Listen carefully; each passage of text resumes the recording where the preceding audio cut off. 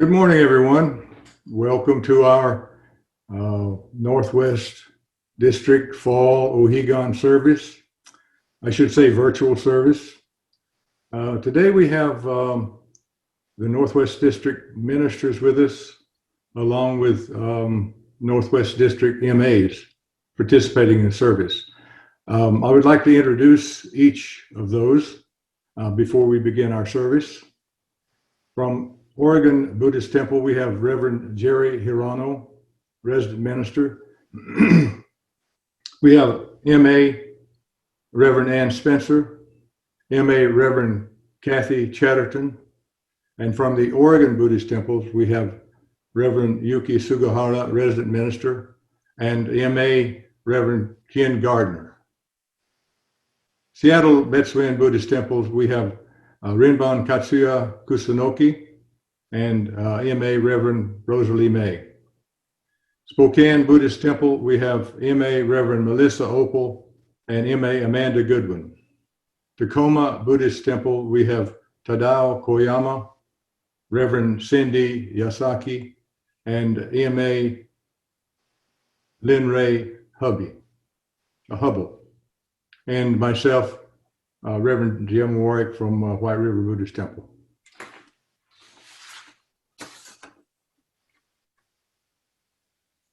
We will begin our service today with the Hyobyaku Mon aspiration that will be given by Reverend Tadao Koyama of the Tacoma Buddhist Temples. So, Reverend Koyama, if you please.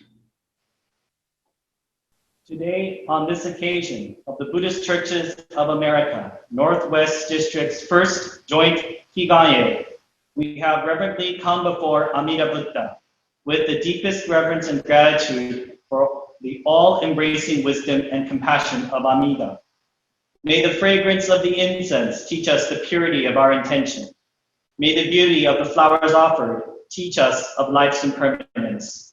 May the light that burns brightly teach us of Amida's great wisdom and compassion. Please repeat the Nembutsu with me. Namo Amida Butsu. Namo Amida Butsu. Namo Amida Butsu. Namandals, namandals, namandals, namandals.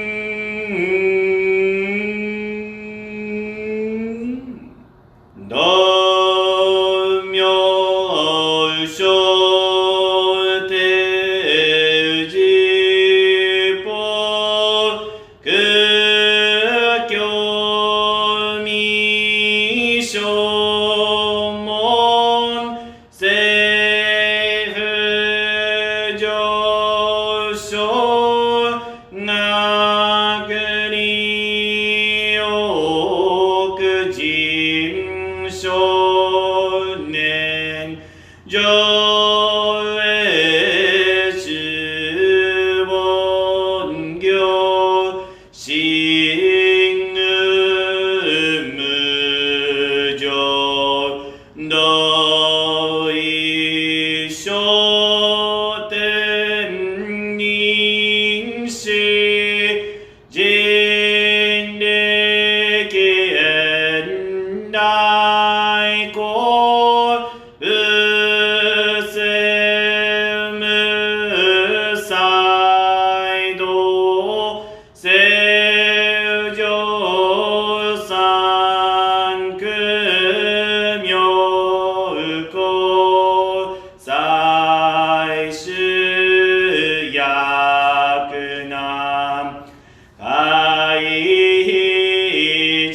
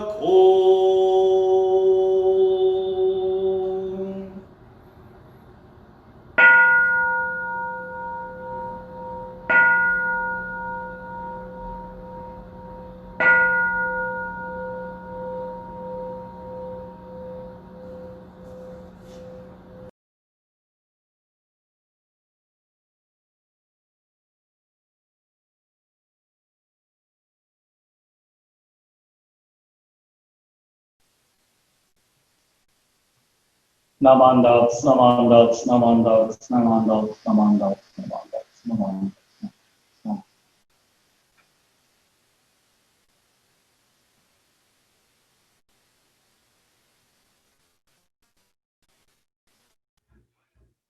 Thank you, Koyama Sensei. Very beautiful rendition. Thank you very much. Next, we'll have M.A. Reverend Ann Spencer from the Idaho-Oregon Buddhist Temple. She will be reading the Threefold Refuge for us.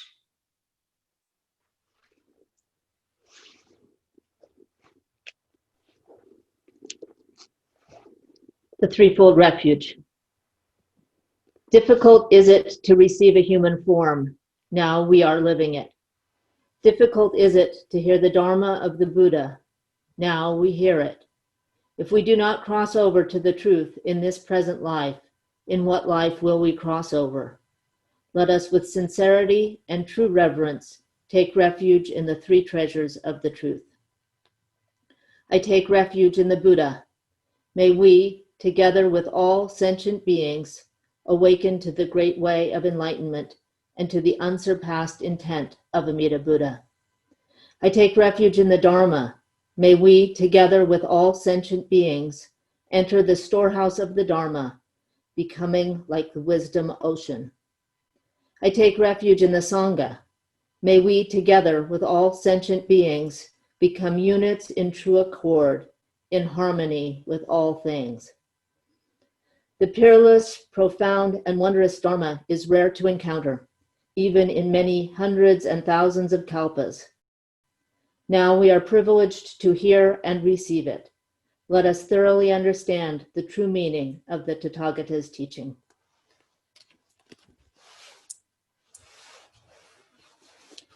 Namo Amida Butsu. Namo Amida Butsu. Namo Amida Butsu.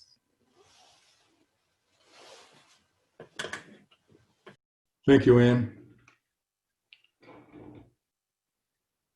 Next will be M.A. Reverend Melissa Opel from the Spokane Buddhist Temples, and she will give in the English Dharma message for today.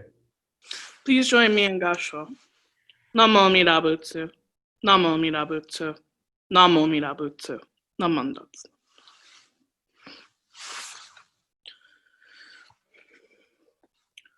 So often for Ohigan, we discuss the other shore of nirvana or enlightenment that we long for, opposed to where we are now on the shore of delusion. But another aspect of Ohigan is a return to balance. This year, the fall equinox occurs a couple days from now on the 22nd of September, And many of us know it is a day where both day and night are equal. Here in the Pacific Northwest, we may be holding on tightly to those long summer days full of light and blue skies, or perhaps you find yourself longing for the winter nights and cold weather. Whatever camp you find yourself belonging to, this exact balance strikes harmony for many. It may even be considered a middle ground.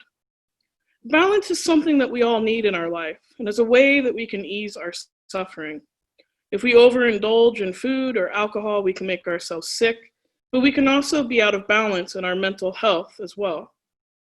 A little worry is okay, but too much can make us anxious or depressed. There are numerous examples how we can find ourselves burnt out, off kilter, and even a little out of whack. This time of year marks a shift in our lives as well, and may mean an increase in responsibilities. I think most of us want to be dedicated and do well at the things we give our time to, and there's something about September that personally makes me reassess where my efforts are going. Even despite the pandemic, there is a certain rhythm to September. The turn in weather, back to school ads, even pumpkin spice lattes. These are all little triggers and outward reminders that we are returning to something. If you happen to find yourself in Japan, the fall equinox marks a change in temperature, where conditions become more bearable from the humidity and high temperatures, and may be a reprieve of sorts. Last July, while in the Nishiyama Training Center for Tokudo, I experienced that heat and humidity in a way that I had never before. The dry summers of Spokane and the mild summers of the Pacific Northwest in my youth did not give me a background for the kind of heat and humidity that is dealt with there. I had been warned by many people about the effect this would have on my time, and my wife and I even tried to prepare ourselves for the trip by refusing to use the air conditioner in our house, thinking that this would somehow acclimate us better. Oh boy, we were very, very wrong. Now, the training center does have some air conditioning in a few places, but one of the many places it did not was in the main temple. Every morning after chores and a check-in with Reverend Kusunoki, we attended service with the Japanese Tokudo aspirants who rotated leading morning service. To combat the heat, there were fans throughout the gaijin to try and cool the space. Each morning, as we were settling into our seats, I would watch an elderly gentleman come in, who I assumed lived nearby. He would walk to his seat, kind of look at the fan base where he was kind of picking a seat, and then he would walk over to the fan and point it directly at that seat. Then he would move back, sit down, and a couple of times he would reassess his judgment of that fan and would get up and tweak it just a little bit. And he did this every single day that we were there. Other people would attend services from around as well, but I didn't recognize the faces every day the way that I did his. And I wondered if people were maybe a little miffed with him for hogging that fan, or maybe if they thought him to be a little bit selfish. But what struck me the most, however, was his dedication. It was hot, and as we chanted with our backs straight, books up, the sensei's pacing the gaijin and correcting us, sweat trickling, he chose to come every day. Often the senseis would stop us and make more like overt corrections, or they would stomp on the organ to adjust the key. But he didn't allow the heat or even our mistakes to deter his practice. I had no idea if he lived close or far away. Did he walk, drive, take the bus? All I knew that he was there every day. Dedication of that nature can be rare to encounter, and I finally understood for the first time for myself how that hot heat and that humidity could really affect your life and create a longing for the weather to break, so that you could resume life unencumbered by the heavy humidity. After ordination was done and I had left the training center, my wife and I met in Kyoto, and we stayed for about a week or so because we wanted to sightsee and see the area. I was still elated and honored to have had the experience, and I vowed to make it to service at the Honganji every morning at 6 a.m. But between the exhaustion of Tokudo, sightseeing, and the heat, I just couldn't make it happen. And I thought about that man, and I felt like a failure. Granted, I was thankful for the few times that we did make it to service, but that failure outweighed any other feelings that I had. I wanted to have dedication in the same way I have seen in that person, but reminded me of my own frailty as a human and how far from my own personal aspirations I am. In hindsight, I made a lot of assumptions about him and his practice. Without knowing much about him, I was holding myself to an unrealistic expectation and comparing myself to a stranger. The thing about achieving balance is it is a matter of trial and error, and our conditions play a role. We all have our own layers. In the collected works of Shinran, Hymns of the Pure Land Masters, Shinran wrote hymns on each of the 7 masters' writings. In the section on Genshin, he relays this teaching. We who aspire for Amida's fulfilled land, though we differ in outward condition and conduct, should truly receive the name of the primal vow, and never forget it, whether waking or sleeping. For sentient beings of extreme evil, profound and immense, there is no other way. Wholeheartedly saying the name of Amida, we will be born into the Pure Land. This passage is a reminder to us that no matter our conditions, our practice, limitations, specialties, skills, or flaws, we have been gifted the promise of enlightenment on the other shore, and with our whole heart, we should long to say Namo Amida Butsu. We do not need to compare ourselves to others and their abilities, nor should we sit idly by and not aspire for the release from suffering. When I think about this longing for the other shore, I imagine sitting on a beach, but my beach is rocky and it's not very comfortable. I might find a small place to sit and watch the waves, but that comfort is impeded by the wind. I actually think it's a little bit like our own beaches in Washington that tend to be a little bit rocky. And then I imagine a beach with warm but mild temperatures, clean and beautiful sand, pristine water, paradise. And there's a longing to be on that beach, a yearning. That is a small way in which I can compare the yearning I have for the Pure Land. How we come to understand this and feel gratitude for this promise, however it is not for us to compare to others, but it is up to us to find the time and space to connect to the teachings, to let it sink into our hearts and minds, whether waking or sleeping. In 1995, Yellowstone Park reintroduced wolves into the ecosystem. It was a controversial move and was met with criticism from local cattle farmers and neighbors of the park. Wildlife biologists felt strongly, however, that the park's wildlife and fauna could no longer sustain the explosion of elk and deer, which were decimating the region. The reintroduction brought beaver colonies back. 9 now exist, where only 1 did prior to the wolves. Plants have returned, creating roots in areas of erosion, as well as new species of birds and small rodents whose survival is dependent on that newfound vegetation. In short, a new balance was struck within the park. It continues to change and evolve even today. Setting the controversy of Yellowstone aside, it is a reminder that restoring balance to our own lives can deepen our practice, help us live in gratitude, and allow the conditions for the Nembutsu to flourish. Balance creates the conditions for deep roots to take hold in our heart and mind, so that we may entrust ourselves to the teachings and turn our gaze to the other shore. Please join me in Gassho. We who aspire for Amida's fulfilled land, though we differ in outward condition and conduct, should truly receive the name of the primal vow and never forget it, whether waking or sleeping. For sentient beings of extreme evil, profound and immense, there is no other way. Wholeheartedly saying the name of Amida, we will be born into the Pure Land. Namo Amida Butsu. Namo Amida Butsu. Namo Amida Butsu. Namandats, namandats, namandats. Thank you, Melissa.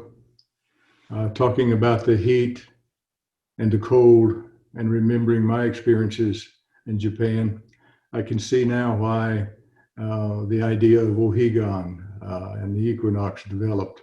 Such a good time, nice weather, the time when we should reflect on our Buddhist heritage and our path forward. Next, we'll have Reverend Yuki Sugahara from the Oregon Buddhist Temple, who will give his Dharma message in Japanese. Reverend Sugahara, if you please. はい、では合唱をお願いいたします。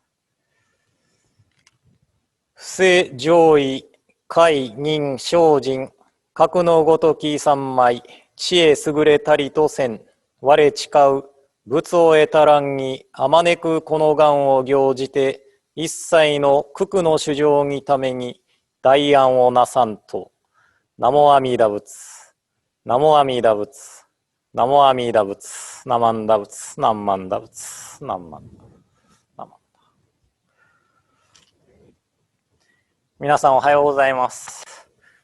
早いものでもう秋のお彼岸ですね。思えばこのステイホームも春のお彼岸の頃に始まったと思うと、だいぶ長い間このような生活をしているような気になりますね。本日ご三代として挙げさせていただいたのはですね、三仏下の中のお言葉ですけれども、法蔵菩薩が六波羅蜜の修行の完成を誓われている部分ですね。他の宗派ではこのお彼岸というのは自分が六波羅蜜を、修行していくという、仏道修行をする期間であるというような意味合いがあるようですけれども、本日はこの六波羅蜜という修行の意味と、浄土真宗では一体この六波羅蜜というのをどう受け取っていくべきかということについて少し考えてみたいと思います。六波羅蜜というのはですね、不正、自戒、忍肉、精進、禅定、般若という6つの修行のことであります。まず、不正というのはよく聞く言葉ですね。これは施すことという意味ですけれども、これは古来から施す人、施すもの、施される人、この3つが清らかでなければいけないということで、三輪正常、3つの輪が正常、三輪正常の不正ということが言われてきました。これは発想宗という他の宗派の本を読んでいた時に学んだことなのですけれども、普通の考えであればね、施された人の方が ありがとうと言うと思うんですね。しかしですね、施した側が私に伏せの行の功徳を積ませてくれてありがとうと、施した側がお礼を言うそうなんですね。それ考えてみますと、私なんかきっとダメですね。よく家でも妻にテレビのリモコンなどを取ってと頼まれて、それを渡した時にありがとうって言われないと、取ってあげたのになんやねんと、なんかモヤモヤするのがありますからね。皆さんどうでしょうね。この2つ目の自戒というのは、戒律を保つということです。これ詳しく話すと少し長くなりますから、今日はルールを守るという程度に覚えておいていただければと思います。忍肉というのは耐え忍ぶということです。人間生きている限りね、さまざまな苦難にぶつかります。人に罵られるようなこともあると思いますけれども、耐え忍び、むさぼり、怒りの心を持たないようにしましょうというのがこの忍肉というものです。精進というのはこれらの六波羅蜜の修行に一生懸命に励むということです。禅定というのは心を落ち着かせること。仏教というのは心を大切にしますね。ですから乱れた心でこれらの六波羅蜜の修行を行っても全く意味がありませんから、心を落ち着かせることが大事なことであるよというのがこの禅定ですね。そして最後が般若です。この般若という言葉は皆さんもよく聞いたことがあると思います。きっとですね、日本で最も有名なお経は何でしょうと聞いてみたら、般若心経と答える方が多いと思うんですね。その般若です。般若というのは知恵という意味で、この知恵の獲得、知恵の完成を目指すというのが、この六波羅蜜という修行なんですね。この六波羅蜜の修行というものを大乗仏教、古来さまざまな宗派でね、行ってきたわけではありますけれども、じゃあ浄土真宗ではどうかというと、浄土真宗では一切いたしません。それはなぜかというと、簡潔に言えば浄土真宗という教えが自力修行の教えではなくて、阿弥陀如来の本願力の教えであるからだと言えます。先ほどね、付箋のところで少々お話ししましたけれども、私たちは何かいいことをしようとしても、どこか心の中でね、私がしてあげているとか、私がやってあげたという気持ちがあるもんじゃないでしょうかね。大体にいいことという判断基準は自分が作ったもんで、必ずしもそれがいいことだとは言えないこともありますね。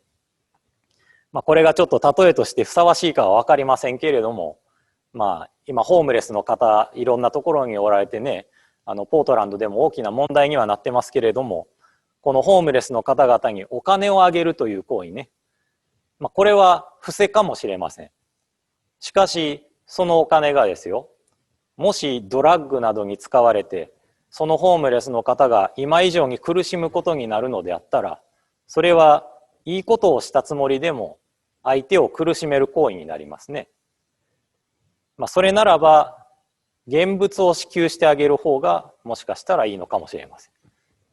とはいえね、現金をホームレスの方にあげることがいけないことであるということを言っているわけではありません。ただ例え話としてね。また私たちはどれだけいいことをしたつもりでもね、どこかやっぱりしてあげているとかやってあげたという気持ちを持ってしまうもののようです。このような心の持ち主がどれだけ六波羅蜜の修行を積んでも、それは結局はいい行いとはならない。これを毒の混ざっとるような善ということで、増毒の善なんて言い方もします。煩悩具足の私たちですから、どんな修行も及ばない身である。どのような自力修行も役に立たないこの私たちなんですね。してあげているとかやってあげているという心がある、そういうふうに思うから感謝の言葉がないとイラッとくるわけですよね。じゃあどうすればいいか。それは能動ねから受動への発想の転換。浄土真宗では自分が修行をして仏になるのではなくて、阿弥陀如来のお働きによって仏とならせていただくわけですよね。よくよく自分の人生振り返ってみますと、してあげている、やってあげていると思いがちなこの私ではありますけれども、本当はね、していただいているというのが、本当は正しいものの見方じゃないかなと思います。自分の周りにいる多くの方々、多くの命というのは、この私のために何かをしてくださっておる。私のためにルールを守ってくださっておる。私のために耐え忍んでくださっておる。この私のために一生懸命になってくださっておられる。この私のために何をどうしたらよいかと考えてくださり、この私のために知恵を与えてくださっておる。こういう発想を転換していくことで、私たちの心の持ちようというのは大きく変化しますね。例えば私の父親、今まだ元気で介護も必要ありませんけれども、そのうち必要となるかもしれませんね。そこでこの私がですよ、父に対して介護をしてあげていると思うとイライラすることも多いと思うんです。しかし父親がこの私のために今までしてくれたことを考えてみますと、してあげているなんて考えがいかに浅はかなものであるか気づかされます。父親はですね、私が大学出てからバンドにいた時も文句を言わずに献身的にサポートしてくれましたし、アメリカに渡る時も快く送り出してくれました。私の実家そんなに大きなお寺ではありませんからね、そこまで忙しいお寺ではありませんけれども、私がそばにおったら父ももう少し楽ができたと思うんです。それでもアメリカで一生懸命に頑張ってこいよと言って送り出してくれました。これはね、この私の将来を父が深く考え抜いた末に出してくれた答えなんだと思います。そしてこの私たち家族のために父は一生懸命働いて耐え忍びながらこの私をここまで育ててくれたわけです。例えとしてね、父親を出しましたけれども、それは母親もそうですし、祖父、祖母、友人、妻にしてもそうですね。妻だって日本で暮らした方がそりゃ良かったと思います。しかし私についてきてアメリカで生活してくれてます。本当に最初はしんどかったと思うんですね。環境も言語も全く違うところ行くわけですから。それでも耐え忍んでくれたわけです。ですから本当にね、よくよく考えてみると、この私が六波羅蜜などの修行を収めているんではなくて、多くの命が私のために六波羅蜜の修行を収めてくださっておると感じるわけです。これが真実じゃないでしょうかね。この六波羅蜜の修行をこの私のために完成されて、その功徳を私に振り向けてくださっておられるのが阿弥陀如来という仏様のお働きであります。この阿弥陀さんという仏さん、種々さまざまな姿形を取られるといいます。ですから阿弥陀さんは家族、友人、嫌いな人、嫌いなもの、自然などなどさまざまな形をとってこの私へと至り届いてくださっておられます。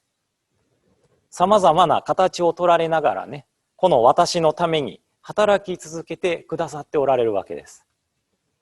ですからこの自分がしてあげているではなくて、実は多くの命の姿形を取られた阿弥陀さんにしていただいている、もう何度も言いますけれども、してあげているという心から抜け出すことのできないこの私たちは、していただいているという事実にまずは目覚めるべきですね。この発想の転換を行っていくべきなんです。私がこれだけしてあげているのにとか、なんで感謝の言葉も一つもないんやろうかとか、そういうような考えはね、暗い自己中心的な世界へとこの私たちの心を縛り付けます。しかしね、本当はこの私がいろいろなことをしていただいておったのだなと気づいた時にですね、その暗い自己中心的な世界が開けて、より広い世界が見えてきます。この私の発想の転換をしてくださるお働きが南無阿弥陀仏のお名号、目覚めよという呼び声となって私たちのところへと至り届いてくださっておられるわけですね。本日はお彼岸ということで六波羅蜜のお話をさせていただきました。六波羅蜜というのは修行するのは非常に難しい修行です。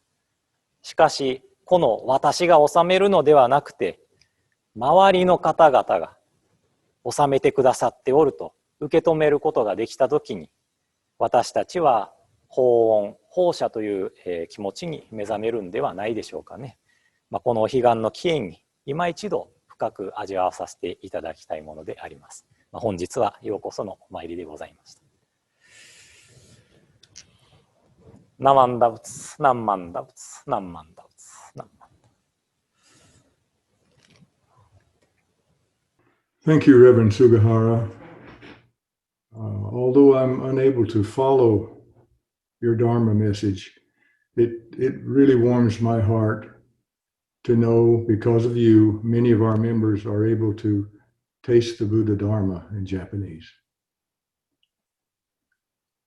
Next, we'll have Reverend Jerry Hirano from the Idaho-Oregon Buddhist Temple, who will be giving his Dharma message for today. Reverend Hirano, if you please. Could I ask you to please join me in Gassho? A person once expressed exactly what was on his mind in the following manner.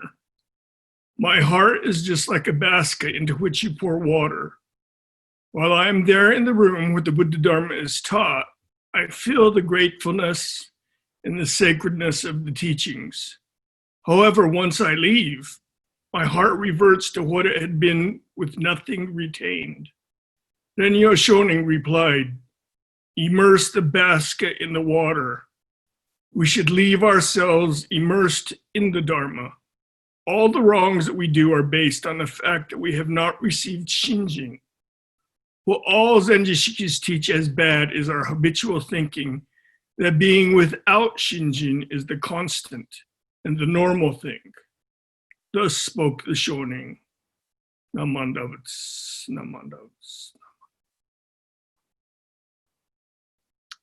Good afternoon, morning, or evening, wherever you're at, and I hope that you and your family are safe. I'm grateful that we're able to meet virtually for our Northwest District Ohigan. It's a pleasure to have these district-wide services.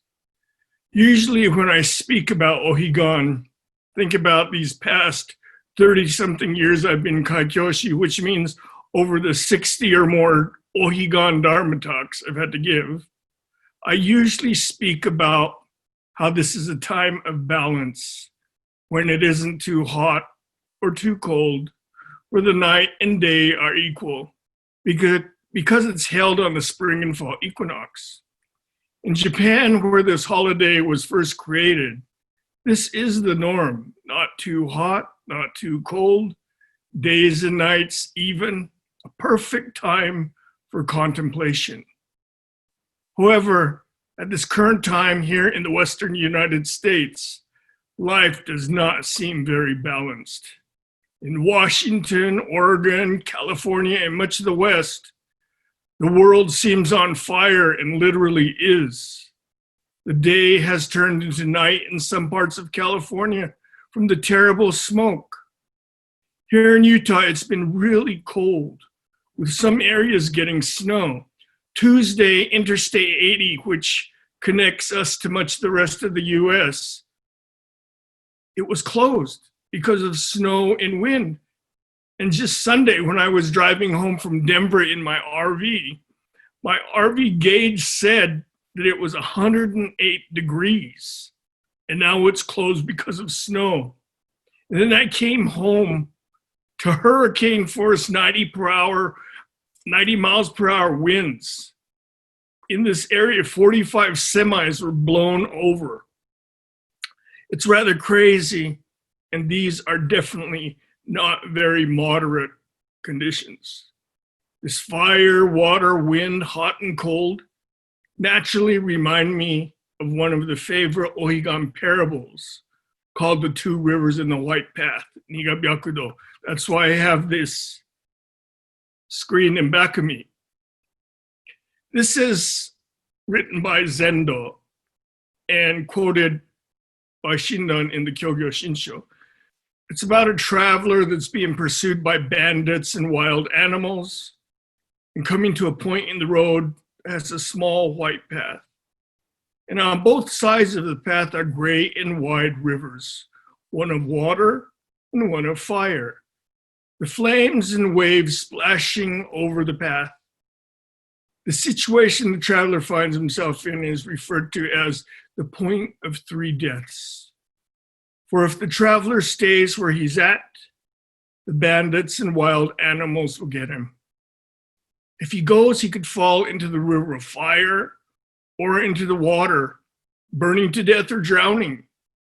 Then he hears a voice from the other shore telling him, "Come as you are and do not be afraid." These crazy conditions also made me think of the actual paramitas that Sugahara sensei was talking about. Although some traditions use 10 paramitas, we Mahayana Buddhists usually use 6. There are 2 origins for this word. One, this word is broken down as para, meaning the beyond or the further shore, and mita, meaning that which has arrived. That's why we talk about this as the other shore. Thus, in the Japanese Buddhist holiday, it's often explained as using the 6 paramitas to get to the other shore, or the Pure Land.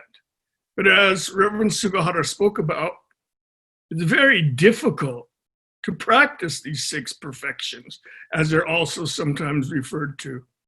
Dana, generosity; sila, virtue; chanti, virya; dhyana, prajna. You know, these perfections, in English, generosity, virtue, patience, energy, concentration, wisdom. Really, in this crazy time, can I do these 2 perfections? This brings me to the point of what I think this Ohigan is about. How am I spending this holiday? Am I contemplating the other shore with an even-tempered, chill, calm? Am I contemplating the wonders of the 6 paramitas? With all this craziness, are you crazy? Generosity, patience? Are you kidding me? That's why I brought up Renyo Shonin's Goichidaiki Kikigaki.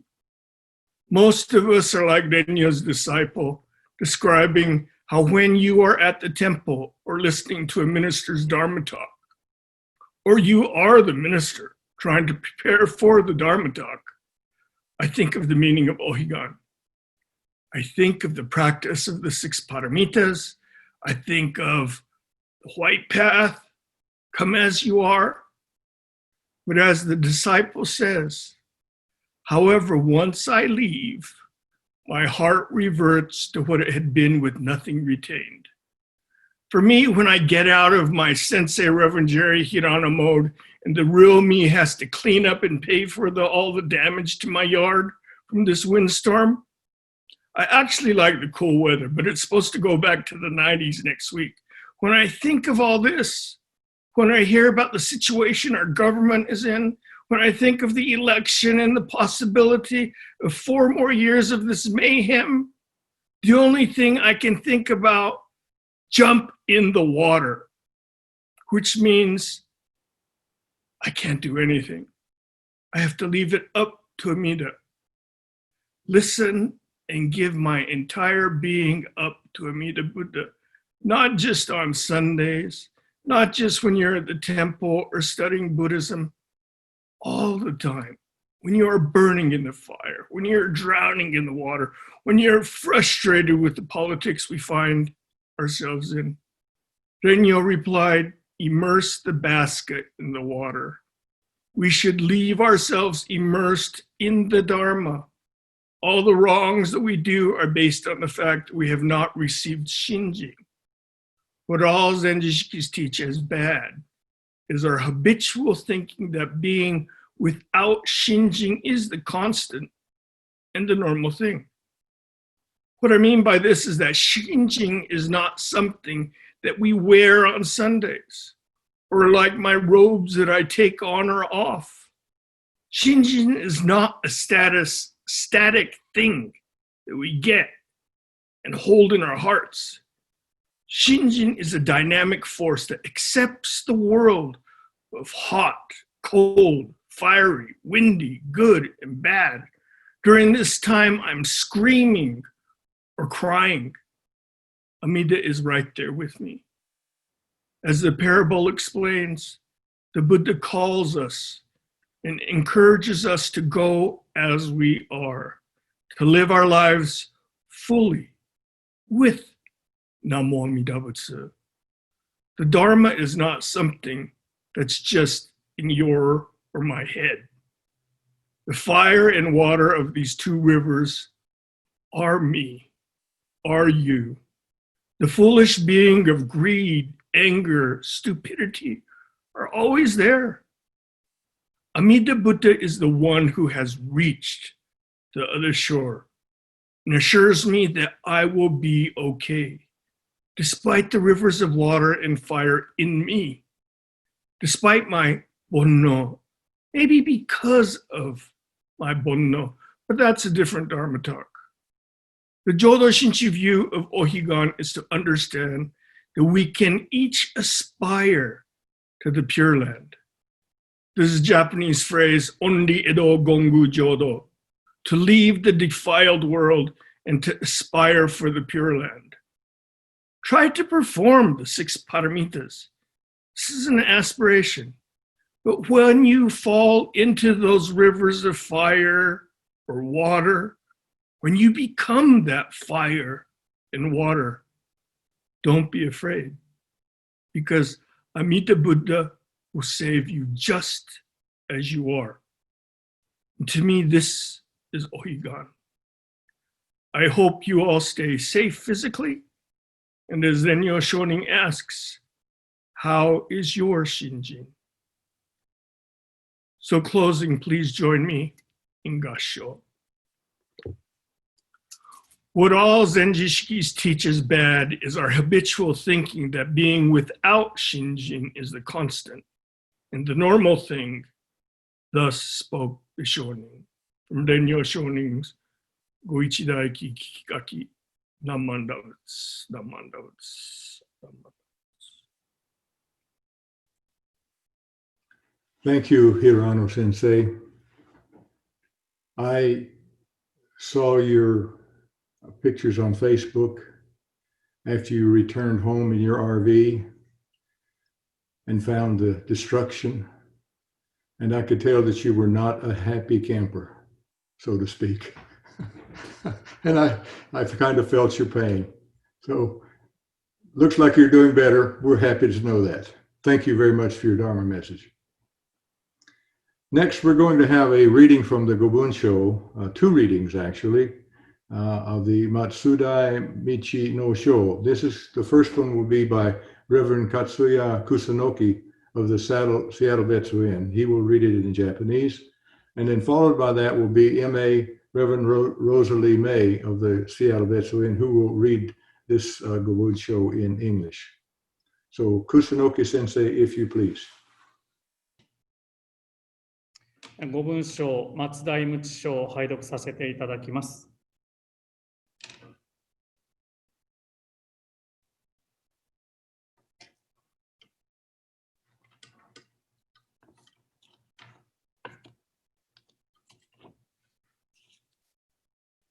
松代無知の在家四十の男女たらん友柄は心を一つにして阿弥陀仏と深く頼み参らせてさらに世の方へ心を振らず一心一向にぶっ助けたまえと申さん主情をばたとえ在後は人獣なりとも必ず皆如来は救いましますべしこれすなわち第18の念仏往生の誓願の心なり、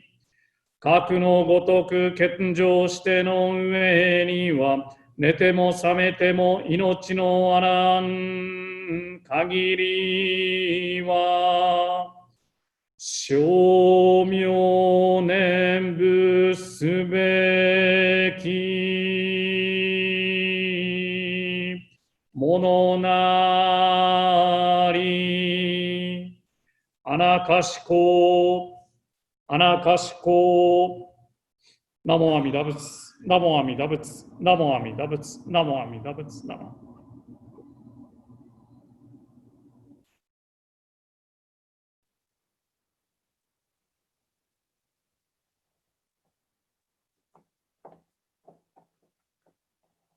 Chapter on the ignorant beings of the final age. In this final age of extreme uncertainty, all unenlightened people who single-mindedly and devotedly rely on Amida's 18th vow, no matter how heavy the weight of their evil karma may be, will be assured of deliverance through Amida Buddha.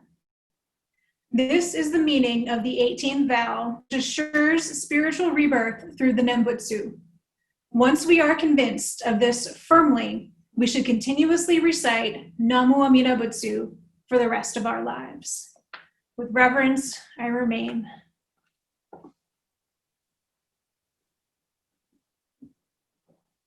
Namu Amida Butsu. Namu Amida Butsu. Namu Amida Butsu. Namanda, namanda, namanda.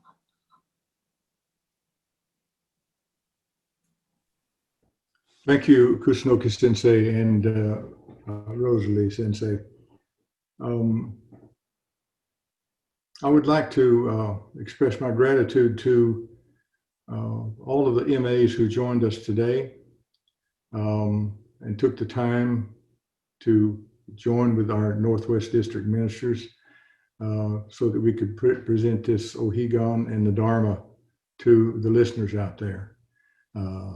Lynn Ray, Cindy, Ann, Kathy, Yuki, Tadao, wait a minute, I'm about to say one of the ministers here, Ken Garner, Melissa, Rosalie, Irene, and Amanda. And sorry if I overlooked anyone, but thank you very much for joining us today. And thank the Northwest ministers, Reverend Kusunoki, Reverend Hirano, Reverend Sugahara, and Reverend Koyama for getting this service together so that we may broadcast the Dharma to our members in the Pacific Northwest. Thank you very much. Have a safe and happy, I guess we could call this a kind of a holiday, especially if you got your yard cleaned up and got everything back to where it's normal. Thank you for joining us today. Join me in Gassho, please. Namo Amida Butsu, Namo Amida Butsu, Namo Amida, Namanda.